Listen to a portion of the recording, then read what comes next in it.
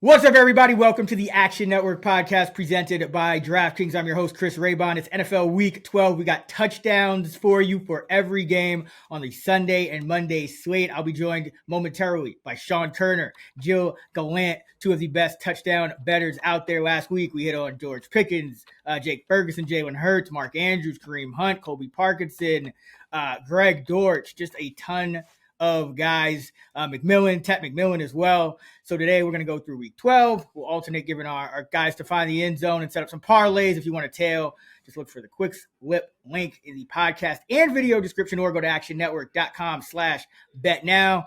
Before we get into these touchdowns with Koerner and Gallant, I'll toss it over to myself for a word from our sponsor. The Action Network podcast has teamed up with DraftKings Sportsbook, where new customers can bet $5 and get $200 back in bonus bets if your bet wins, plus 3 months of NBA League Pass. Stay in on the action and use your bonus bets on DraftKings same-game parlays for a shot at an even bigger payout. To get started, use promo code Action Network when signing up with DraftKings. Again, use code Action Network when signing up and bet $5 to get $200 back in bonus bets if your bet wins, plus 3 months of NBA League Pass.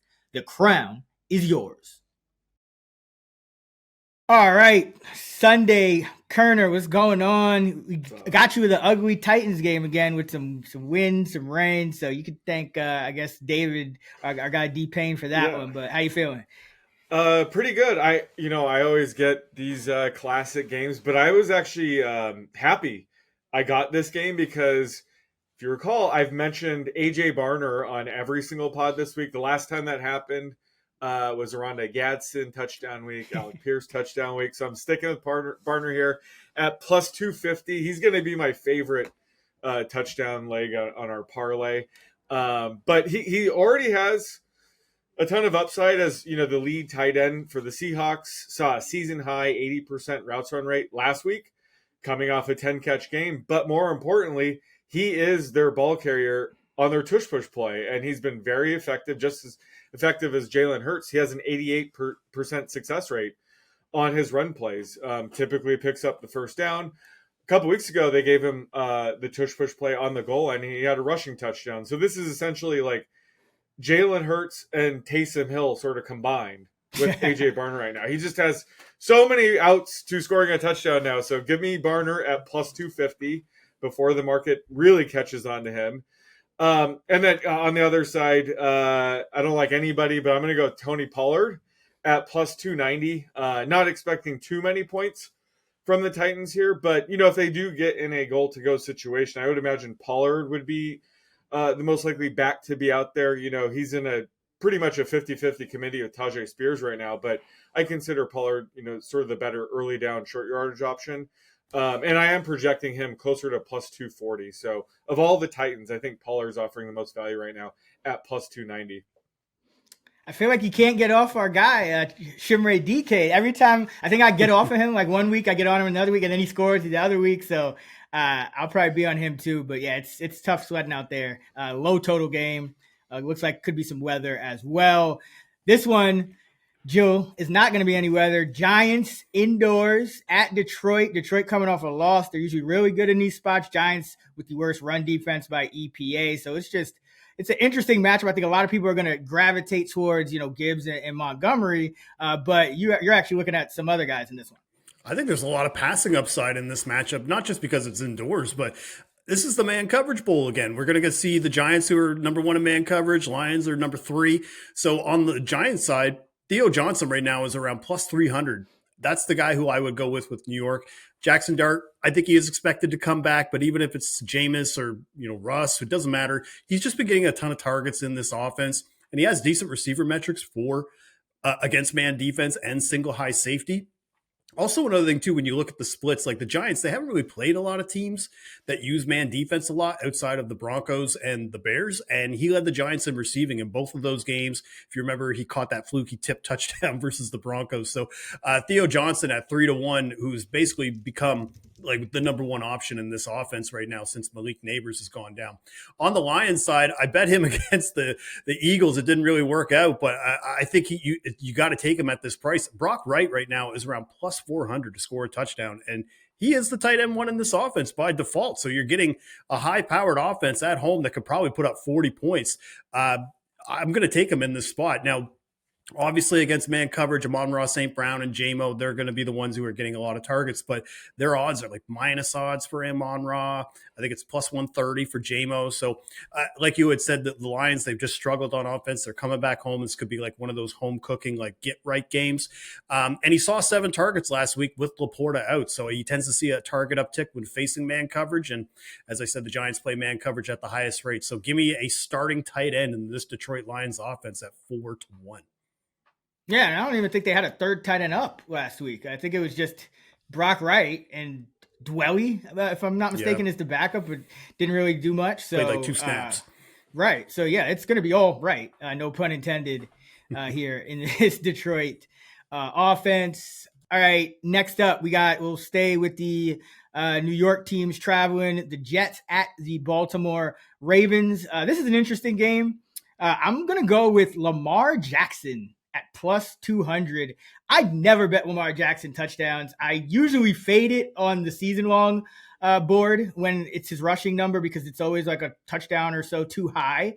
But my guy Stucker, who's really plugged in with the Ravens, was talking about how he thinks that they're just really frustrated with their red zone offense and the production down there. And he thinks that they're going to look to give Lamar more runs down there. And this year, he only has 1 carry inside the 5. Derrick Henry has 14, and that's it. No one else on the team has one, period. So, they've kind of showed their hand with the Mark Andrews, whatever it is. So I think Lamar might catch the Jets sweeping and be able to run one in. He could also scramble one in. He's been stopped at the 1 or 2 a couple times on scrambles this year as well. So I like his touchdown. I just want to get ahead of this one because usually it's not a bet I would recommend Lamar Jackson. And for the Jets, going right back to Isaiah Williams, still 10-1, essentially tied for the Jet lead in routes run last week against the New England Patriots. So this guy's just playing a ton. He does have some explosiveness. We saw him return the kick for a touchdown a few weeks ago, the punt, excuse me.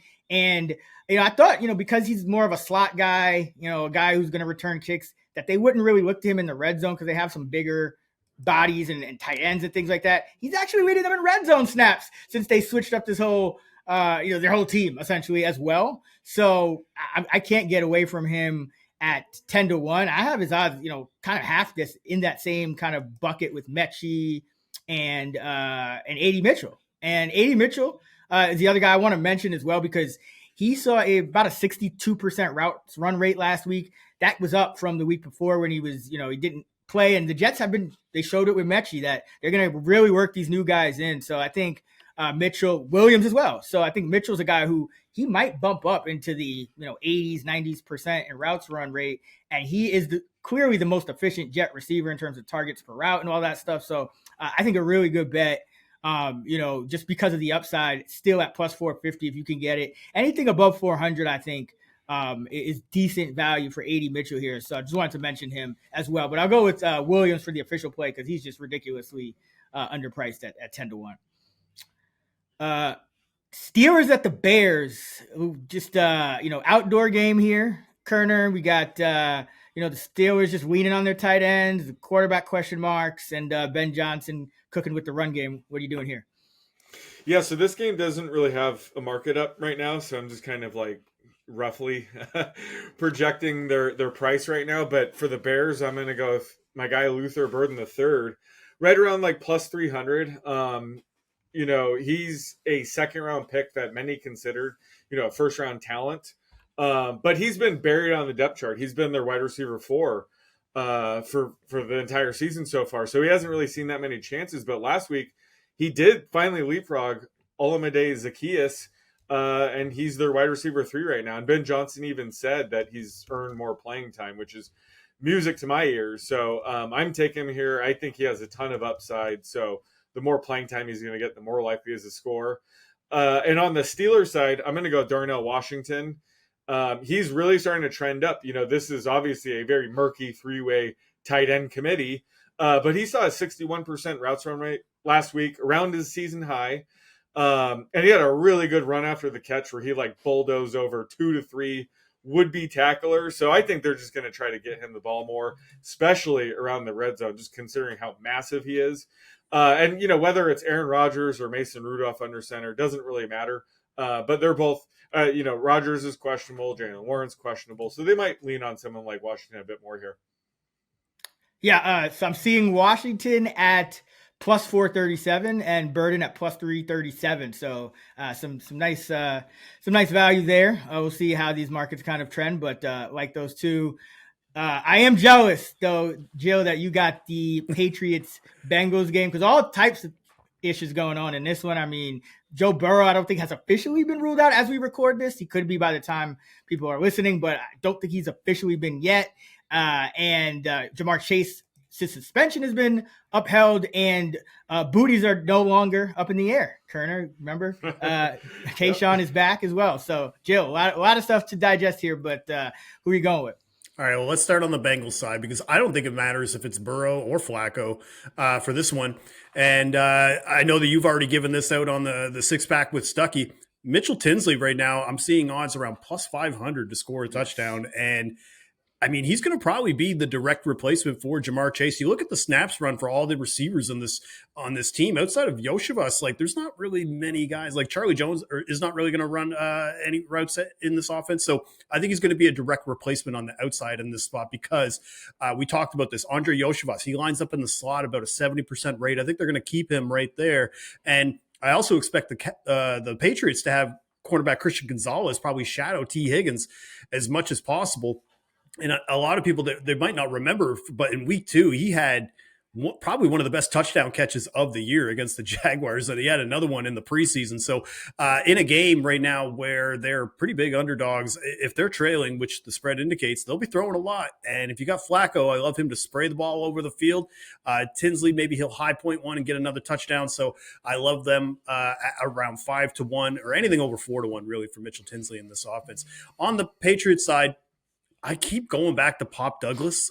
He's plus 425. I know he's super streaky. Booties are back in the air, but at the same time, we're ready to pop on this one, because 3 touchdowns this year, second on the Pats, 3 end zone targets. The Bengals pass defense, they've been suspect all year, especially to the slot. Because a lot of time you think about the Bengals and you think their pass defense, you think it's a lot of the outside. It's actually been mostly to the slot. 16 touchdowns allowed to slot pass catchers. That's the most in the NFL. Now, a lot of those were to tight ends. I mean, 4 of those came from that Steelers game when like all the tight ends scored. But 6 of those touchdowns in the slot have been scored in just the last 4 games. And who is the Patriots wide receiver that plays the most snaps in the slot? That is Demario Douglas. So I will take him at plus 425.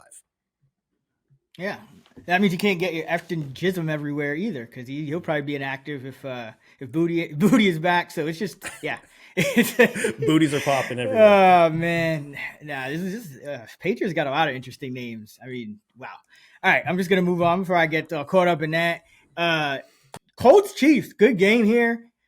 So I wrote down 2 guys for this one because I'm showing value on 2 guys. Now, one of them, this first one, might end up scratching it. Just stay tuned in the Action app, because he is dealing with a little bit of an injury that could change things. But I like Daniel Jones at plus 350. The Chiefs have allowed 5 rushing touchdowns to opposing quarterbacks alone. They've allowed just 6, 6, and 2 to running backs, wide receivers, and tight ends. So like that is pretty crazy splits. It's essentially, like they're just as likely to give up a rushing touchdown to a quarterback as, a touchdown to any other position. In totality, they're averaging about, just under 5 per running back, per wide receiver, and per tight end. So Kansas City's a great matchup to bet a quarterback rushing against. Now it's just, if Jones is dealing with an injury, that could change things a little. But a lot of times you see, quarterbacks dealing with an injury and then they still go out there and just like catch the defense off guard. So I'm probably still going to play it, but also showing a ton of value on Josh Downs at plus 350. And I think this is because of what Koerner was alluding to, last week with Alec Pierce. He was undervalued. He was due. And now that he's scored, of course, you're going to price up Taylor, Tyler Warren, those guys, Pittman. So there's always going to be one guy. And in this week, it's Josh Downs. Now, he's been money in the red zone. His red zone snaps are trending up. It used to be more of the, 2 tight end sets, but now he's getting about, 70, 80 some games he's gotten all of them in the last few weeks. And he already has 3 touchdowns in close, and that's, you don't think of Josh Downs as that kind of player, but he's been really good just because there's so many weapons on this Colts offense that he gets a lot of coverage that he can handle, and he's one of the better route runners in the league. So like him. And then on the Chiefs side, Xavier Worthy at plus 250. The injury scare depressed his odds a little bit, but he's more of a plus 200-ish guy if he goes. He's been a little bit unlucky when it comes to touchdowns, and he's still capable of doing exactly what Rashee Rice has been doing over the past few weeks. They're running about the same route rate. Worthy's actually a little bit higher, about 5% higher. He can get those rushing, that rushing usage in close. He can get deep balls, and he can get those little kind of gadget plays too. So a lot of ways for him to score. It's only a matter of time before he starts erupting again. So I'm not going to buy into the injury news. He was back, at practice, or it looks like he's going to be good to go. Obviously monitor it, but I think he is going to be a little bit undervalued now with Rashee Rice just kind of hogging all of the attention and Kelsey popping back up, having a resurgence as well. So Vikings at Packers. This is another love the slate this week, actually. Koerner. Oh man, I'm kind of jealous at this one too. I know. I got lucky at this one. This one's easy. Yep. Well, first of all, did you see the Packers injury? Every single wide receiver, including Bo Melton, who's a defensive player now, is questionable. And Josh Jacobs is questionable. But you know who's not questionable? Our guy, John Fitzpatrick, baby. Last week, I was kind of shocked. I thought Luke Musgrave was going to do a good job, stepping up for Tucker Kraft, who's out for the rest of the season. But it was John Fitzpatrick leapfrogged him and led the tight end room and routes run rate. So that's excellent news for Patrick here because he's already, big-bodied red zone, end zone threat. So I just like him even more now. Now that I'm projecting him to lead the tight end room and routes. So I think at +5, I know we were getting him at 10 to 1, 20 to 1 a few times earlier this year, but I think even at +550, he's showing some value just based on the recent usage trend. And, on the Viking side, it's tricky because J.J. McCarthy is definitely holding this entire offense back, so there's not a ton of value here. But I do like Jordan Mason around +480. Aaron Jones is kind of operating more as the workhorse back right now. But last week, Mason did end up having a 16-yard rushing touchdown.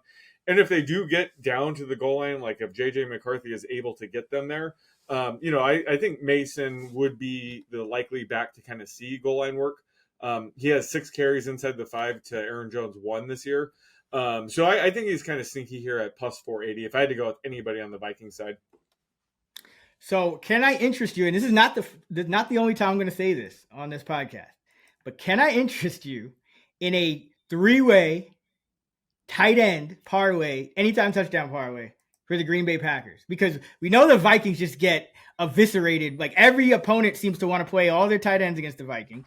And LaFleur actually did come out and say, we didn't get Musgrave enough snaps last week, so we got to get him more involved. So I think Musgrave is actually probably a better bet than he looks just based on last week. And then Wiley scored last week and was playing a lot of route. Like he was getting an uptick too because they went with a lot of, they went with some 1-3. So I actually like Fitzpatrick, Wiley, and Musgrave all to score in this game. Round robin it, maybe you get hit 2 out of 3, but I think I'm going to play that. So can I interest you in that, or you just sticking with? Yeah, I know you're getting at. I would rather do that with the Rams. That's probably the other team that you're mentioning.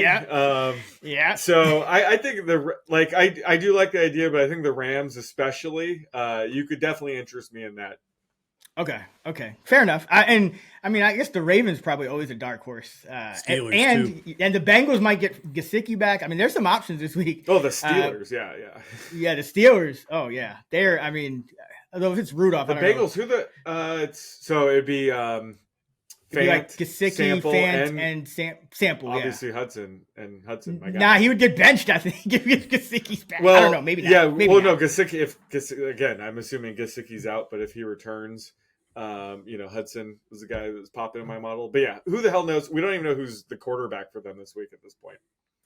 Yeah. I mean, but it's a good don't know. It's not like the Browns we didn't know, and then it was Shedeur Sanders, and it could be Bailey Zappi, and then All right. Let's see who. Speaking of, Browns, Jill, I know you love the touchdown potential in Browns at Raiders indoors. You got two of just they are professional quarterbacks, I guess you could say that much. Who you going with here?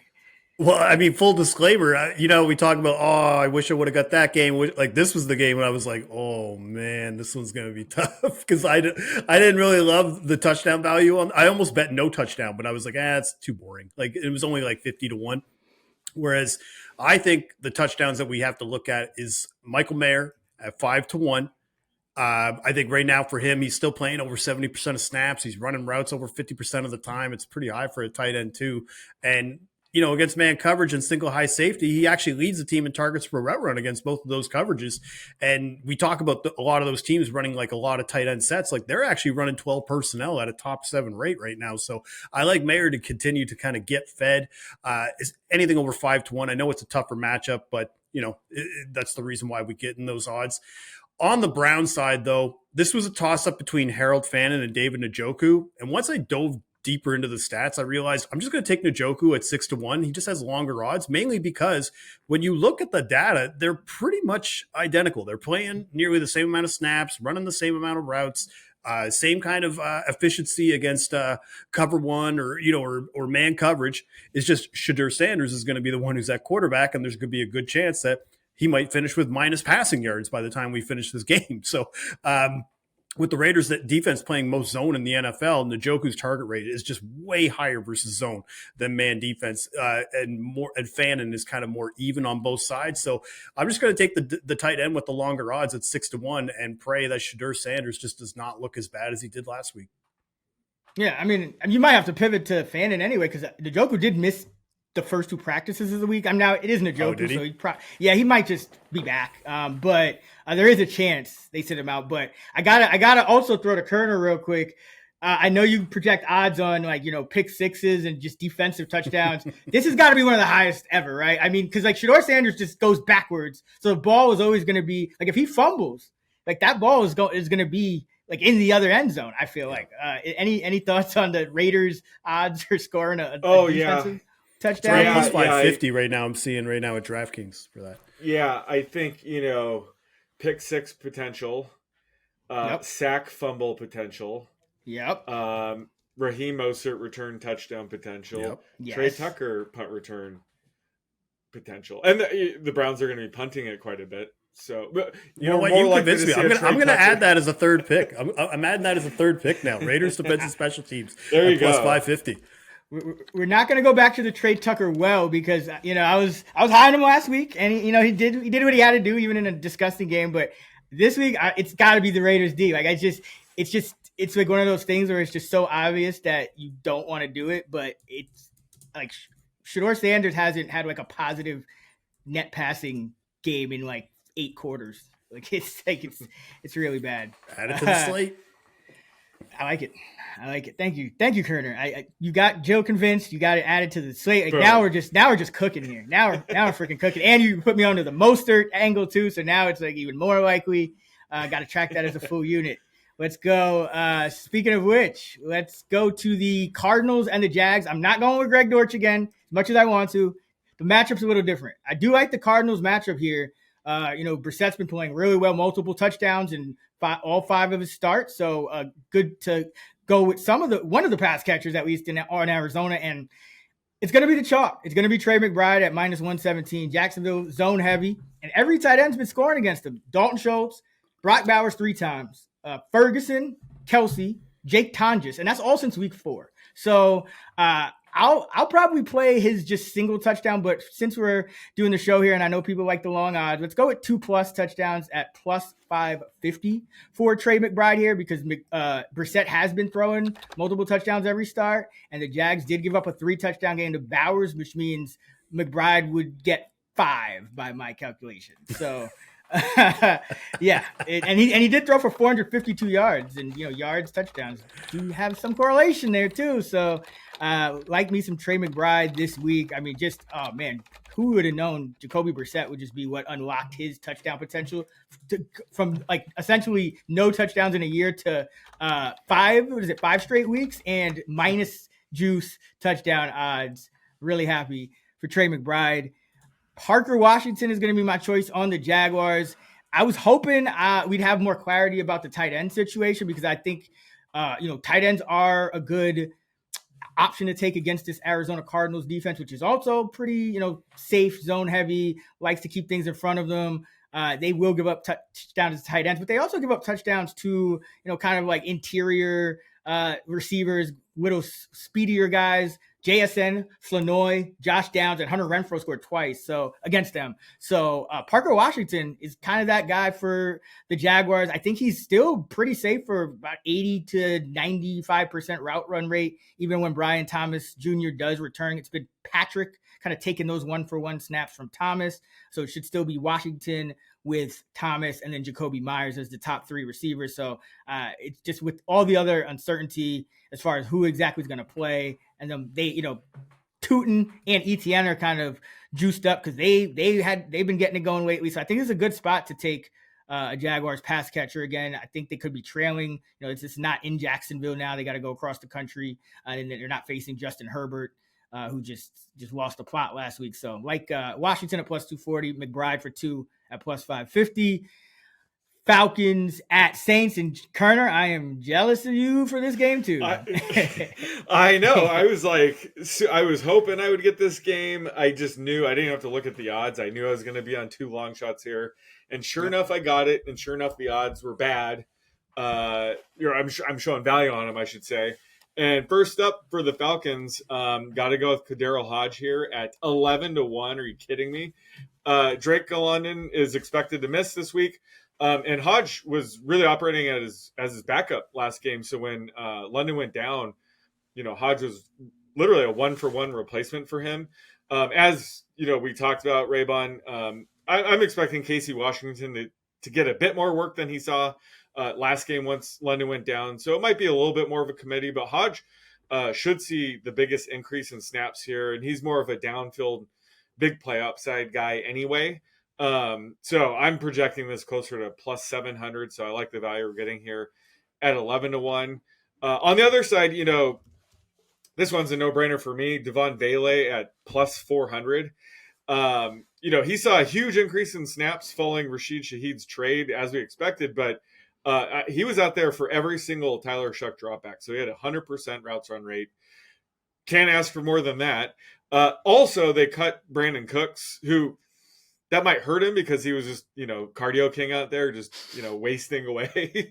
So maybe they're going to put who the hell, Mason Tipton, Kevin Austin Jr., who knows? But yeah, those would be the 3 and 4 right now. Yes, right. You are correct. Four cardio kings anyway. And Vele's, big bodied kind of guy that they traded for before the season. So they're going to want to see him a ton the rest of the way. And I thought Tyler Shuck looked excellent in his last start before the bye. So I think he does elevate this offense. He's probably going to scramble less than Rattler. So that's going to lead to, more pass attempts. So love Vele here at 4-1.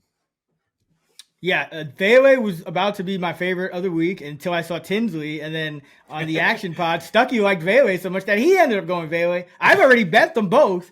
I love this Vele with the 100% snap rate, trading for him in the preseason, cutting Cooks, trading Shaheed.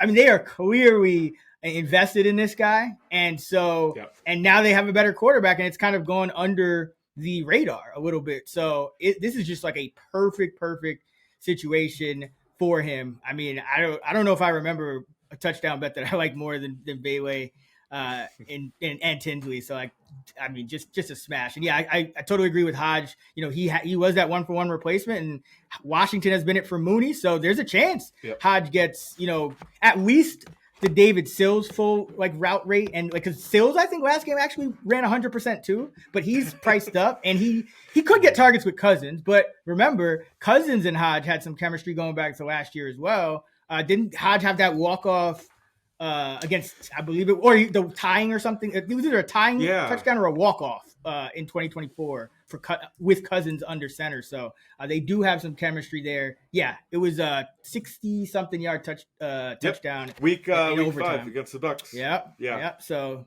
at least there's that. If Cousins can take a hand, if he could actually hike the ball and drop back a few steps and release the ball. Just a few steps, not more than that. Just a few, Kurt. Please, Kurt. Oh man, if not, hey, we got Easton Stick waiting in the wings. But Jill, this is such a good touchdown slate. I mean, there's just so many kind of like matchup based plays, and just got like I love this one too. Eagles at Cowboys should be an interesting one. You know, we saw this opening week of the year. There's all this chatter about Jalen Hurts, and the Cowboys made some moves on defense. They might be a little bit better. So ton of things kind of going on, moving parts here. Who are you looking at to score touchdowns in this one?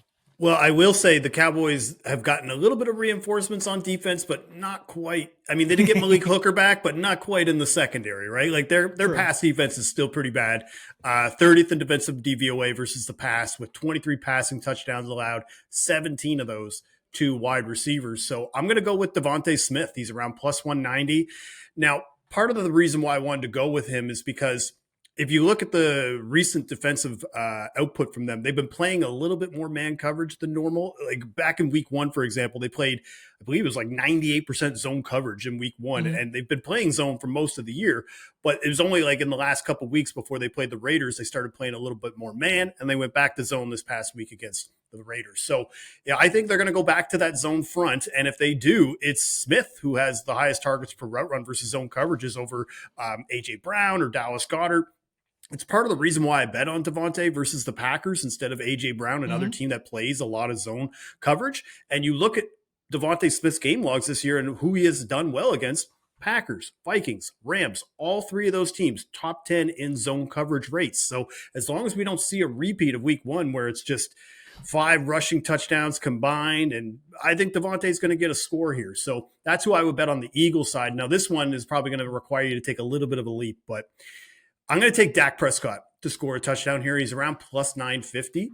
All right, so obviously, Koerner, the mall Santa label, gets thrown around a lot about Dak, and for good reason. But I think that the stakes of this game is going to make him scramble more, because this is the biggest regular season game of the year for the Cowboys. It's got the highest stakes, because if they lose, the Eagles all but clinch the division. They're already pretty much there, but this will pretty much clinch the division for him, and Dallas will essentially be out of the playoffs in the NFC. So this is the types of games where you want to bet on Dak to scramble and score because of those types of stakes. And this Eagles pass defense, they've been so tough this year on opposing quarterbacks. Like even Dak in week 1, 9 of 11 opposing quarterbacks have thrown for less than 200 yards on this defense. So I'm not sure the passing offense is going to be as efficient as that we've seen, in some games where they're just throwing it down the field on everybody. But I do think they will have a few drives where they can move the ball. But I think if they get inside the 5-yard line, this is one of those games where Dak Prescott will actually put his body on the line and scramble for that touchdown. So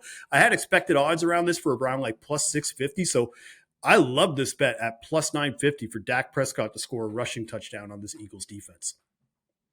Yeah, and it makes a lot of sense because the Eagles, they can play man, and they probably will. And, the Cowboys have had a lot of success just ripping up zones this year. But against man, that could help Prescott, run with the defense kind of turn with their back turned, which I think would be the best time for him to run. And I totally agree with you on Smith as well. I think this is just a great game to kind of pick your spots here with these touchdowns, because they're just very matchup oriented, and you're getting some really good odds on them because this Eagles team is always going to fluctuate from week to week. You got to play zone against them though if you can, because that's what Hurts struggles against. So of course the Cowboys, I would think if they don't play zone, I mean they're just asking for it. If they play man, A.J. Brown's going for 2 touchdowns and 100 yards. So I don't think that's a good idea to play man coverage against that Eagles offense. Yeah, and another thing that helps Smith is Lane Johnson out. Less time for Hurts to go deep, which is more A.J. Brown's thing, but also might need Goddard to stay in and chip a little bit more. He might not get as cleanly into his routes. Who does that leave? Devontae Smith. So love the call there. Before we continue, it is that time of year. We have the best deal on Action Pro as part of our Black Friday presale. It's live right now. Sign up for $40 off an annual subscription, which is our biggest sale of the year. Action Pro users get real-time alerts as soon as experts like Koerner, Nick Giffen, Stuckey, myself track picks in the app. Without Action Pro, you need to wait at least 30 minutes to get alerts and risk not getting the best of the line. You'll also get real-time money percentages to see where the smart money is flowing and access to our NFL player prop projections powered by Sean Koerner. The best deal of the year runs through Sunday. Just go to actionnetwork.com/pro to sign up now for $40 off an annual subscription. All right, it's time for our favorite Sunday anytime touchdown parlay presented by DraftKings. Before we get to the Sunday and Monday night games, we're going to go with just our favorite touchdown score for the daytime, early window, late window, Sunday afternoon slate. Sean Koerner, I'll start with you. Who you're rolling with for week 12? Yeah, this is a no-brainer for me. AJ Barner plus 250. I already hinted at this being my favorite touchdown bet of the week, but seeing a ton of usage as a tight end, coming off a season-high 80% routes run rate. But more importantly, he is their ball carrier and their tush-push play. It's been very effective, just as effective as Jalen Hurts' Eagles version. And they let him have a crack at it on the goal line the other week, and he had a rushing touchdown. So I think we're going to see a few more of those going forward. He just has massive upside in this market because of it. So give me AJ Barner plus 250. Yeah, I love that he can tap into those rushing touchdowns against the Titans because they do give up a ton. Yeah. All right, Jill, who you rolling with week 12, anytime touchdown? Yeah, Devontae Smith. I think he's going to score a touchdown on this Cowboys secondary. I don't think that they've improved enough, and I think the Eagles passing game will actually get a little bit of a boost playing against the Cowboys secondary and actually have some good completions downfield. So I think Devontae Smith at plus 180, that's who I like in this spot. I'm going to roll with professional touchdown scorer Mitchell Tinsley at 4-1. If you haven't seen him score touchdowns, look him up.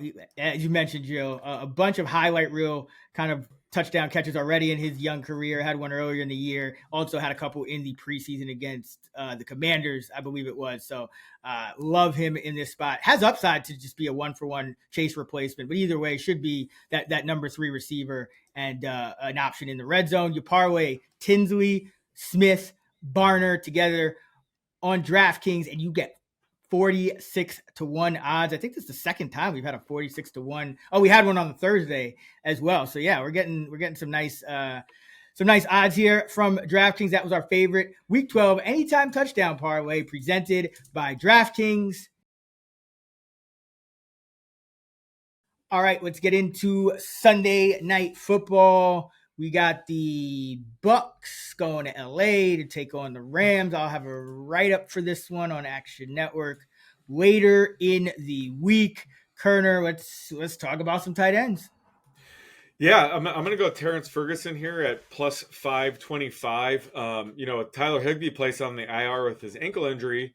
Still expect the Rams to use, heavy 3 tight end personnel. So I think, all 3 of them are going to get a boost, but I think especially their second round rookie, Ferguson, should see an uptick in usage as well. And they've already been using him as a downfield threat. 54% of his targets this year have been 20 plus yards downfield. That's absolutely insane for anybody, let alone a tight end.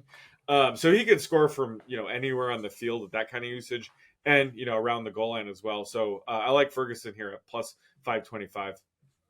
Yeah, and he has upside now to get a lot more red zone snaps because that's the one thing that's been missing from his game with Higbee. It's Higbee, Parkinson, and Allen have been the 3 guys in the red zone. So I love Ferguson. Just love the talent. He in his short stint, playing in the preseason even, he really pops off the screen. Sean McVay usually knows what he's doing with these mid-round skill position picks. So really like Ferguson. I'll talk some more about the other guys in a sec. But Jill, who do you like for Bucks Rams? I mean, I doubted him the first time he scored a touchdown, and now he continues to keep playing well. And in this offense, Tej Johnson, 4 touchdowns over the last 5 games for this guy. Baker Mayfield is consistently looking for him and Ibuka in the end zone. So I think he can get another touchdown on this Rams secondary. Is this one you've already played, or are you holding out for like the Godwin? Because the odds could actually get longer technically if Godwin's ruled in, right?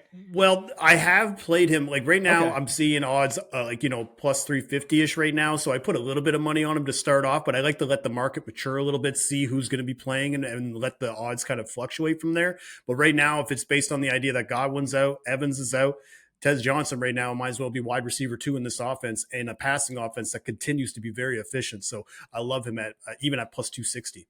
Yeah, no, I would like him if Godwin's in. I'm just saying the market might actually, like the odds might get longer if he's officially in. So that's something I'd watch out for as well. We might even get better odds on this one. And then I'm going to go with Davis Allen officially, plus 370. Among the team leaders, right with Parkinson, and Devontae Adams in red zone snaps on the season. Last 4 games especially, he's really come on. He's caught 3 touchdowns already in the red zone, kind of goes under the radar a little bit, but I like the tight ends in this spot because Tampa Bay, number 2 in rush defensive success rate. They could stuff Blake Corum 3 straight times on the goal line. Where has that happened before? Maybe even Kyron Williams they could stuff. But Koerner, I mean, do we just go with all of them? Because Colby Parkinson's actually longer odds than Allen. He's at plus 400. The only reason I didn't want to go Parkinson again is because he already scored twice in a row. Allen has scored twice in a row. Ferguson hasn't yet, so he's gonna score twice in a row. But like Allen hasn't scored twice in a row this time around yet. So, but he's done it early in the year. So I feel like McVay isn't going. Is he going 3 straight? I don't know at Parkinson, but all these tight ends are in a great spot. Can we just go with the all 3 Ram tight end? And we'll throw Tez in too. But can we just go with all 3? Like that's what I was saying. I think this is absolutely the case to do that. Yeah. Yes. Yeah. All right. Because I mean, this is a smash spot for the tight ends. I think the Bucs might have to help on the outside a little bit more than usual too, if Dean is banged up and whatnot. So there's the tight ends are really in a good spot here. You parlay all those together and you get 100-1 odds on DraftKings. So this is spicy. I think you got to invest in. I might round robin it too. Like this is just one of these Rams tight ends is scoring, maybe 2, potentially all 3. So with that said, let's get to the last game on the slate. Speaking of tight end scoring, George Kittle, a couple of tutties last week for the 49ers and Brock Purdy's return. They are hosting the Carolina Panthers on Monday night. The Carolina Panthers of 448 passing yards, Bryce Young team record last week against the Falcons, who, man, I mean, they were number 1 pass defense coming in, so they're balling out. This should be a fun one. Koerner, who do you like here? Yeah, I'm going to go with Brian Robinson Jr. here at plus 450. He's just been the more efficient runner than CMC this year. And, the Niners have been giving him more work lately, I think partly because of that. But they traded for him before the season. So it would make sense to get him more work. And he has seen more work when they do win games. He's averaging 6.3 carries a game in their wins and just 3.3 in their losses. So, pretty much double the work. And he always profiles as a solid short yardage goal line type back. He had a goal line score a couple games ago, had like a longer touchdown run 3 games ago. So I like B-Rob here at plus 450. Yeah, starting to get about 30% of the backfield carries, whereas earlier in the year CMC was getting 85-90%. B-Rob would maybe get a drive or just really a breather spot mostly. And now he's actually mixing in. And Shanahan has confirmed that it's because he is playing well. He's, he's having good practices. 49ers practice harder than like any team in the league. So that's important there. So love that call. Jill, who you looking at for Niners Panthers on Monday night? Going with my guy, Juwan Jennings at this point. Over the last 5 games, he has led the Niners in targets in all but 1 game. The only game he didn't, Christian McCaffrey was actually the one who led them in targets. So that's just showing you what kind of offense they're running. But right now, he is the wide receiver 1 in this offense. Brock Purdy, Mac Jones, it doesn't matter. He has been the focal point. He's a big body target in the end zone. So I really like him to get another touchdown on this Panthers defense. I got to go to my guy, Xavier Legette. I know he's a little banged up, says he's going to play. I don't think we have, too much information yet. So his odds are way longer than I think they should be at plus 400. This guy has been trending up. He's getting a kind of that full-time number 2 receiver role with Coker in the slot and Tet, taking coverage on the other side. So it's a really good spot for him. He's seeing more downfield targets as well, which I think suits him, and he's able to use some of that speed and athleticism, and caught a long touchdown last week. So like Legette, I think they're going to continue to kind of involve him, and he's going to continue to produce because Tet McMillan on the other side is always going to be that guy who's going to, draw the most defensive attention. And that just leaves Leggett in a spot where on the field a ton and the most athletic other guy in the Panthers, because you have all these tight ends kind of mixing in. Dowdle's mostly going to be a runner at this point, and Bryce is small, so he's not going to rush for that many touchdowns. So Xavier Leggett, dark horse to be maybe the Panthers leader in touchdowns rest of season. But either way, like him against the Niners here at 4-1. So you got B-Rob at plus 450. You got Jennings at plus 195. You got Leggett at 4-1. Parlay those together on DraftKings, and you get 70-1 odds. Some really juicy parlays on this show. It might be the longest odds of the year, if I'm not mistaken, but gotta go back and check that. But either way, hopefully you guys enjoyed this. As I mentioned, we'll add these anytime touchdown maybe I didn't mention, but we'll add these anytime touchdown parlays to the Parlay Express account in the Action Network app. So be sure to follow Parlay Express. That's where we post a lot of our long shot bets and things like that. So go have some fun. All right, that's going to do it for our NFL Week 12 touchdown show here on the Action Network podcast presented by DraftKings. Many thanks to Sean Koerner and Gilles Gallant. Many thanks to you out there for listening. Have a happy Thanksgiving. If you want to tail some of the touchdown bets we discussed, find the quick slip link in the podcast and video description, or visit actionnetwork.com/bet now. If you haven't yet, check out our new AI quick slip bot on X. Just tag @playbook on X and tell it to grab whatever bets you're looking to bet, and it'll create a quick slip link for you in a matter of seconds. Be sure to subscribe to the pod so you don't miss an episode all year. We also got the Fantasy Flex with Koerner and I as well, 3 episodes a week there. You can find Sean on X at the _odds maker. Joe is on X at GDAWG5000, GDOG5000. I'm at Chris Raybon. We're at those same handles on the Action app. Download it. Until next time, let's get this money. Happy Thanksgiving.